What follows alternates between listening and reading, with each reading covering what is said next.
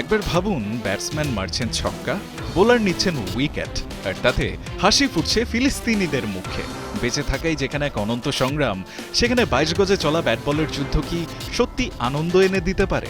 সরাসরি না পারলেও অন্যভাবে এবার সেটাই করার চেষ্টা করছে পিএসএল এর দল মুলতান সুলতানস।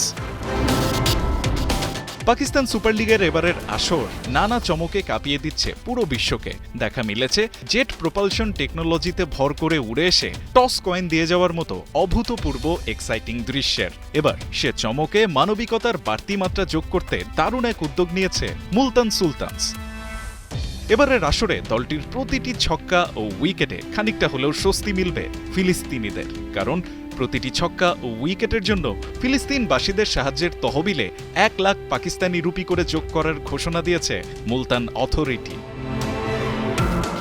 যেমন কথা তেমনই কাজ, টুর্নামেন্টে নিজেদের প্রথম ম্যাচেই ১৫ লাখ রুপি তহবিলে যোগ করেছে মোহাম্মদ রিজওয়ানের দল।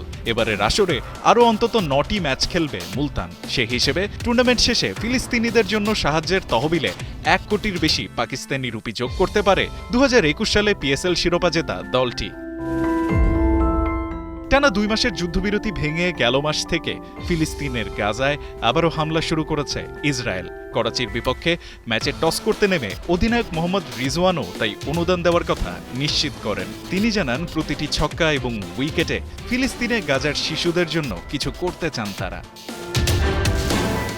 সবচেয়ে বেশি ৫টি ছক্কা মেরে তহবিলের সবচেয়ে বড় কন্ট্রিবিউশনটা এনে দিয়েছেন মুলতানের এই অধিনায়কই। রিজওয়ানের ৬৩ বলে ১০৫ রানের ইনিংসের পরও করাচির বিপক্ষে ম্যাচ জিততে পারেনি মুলতান।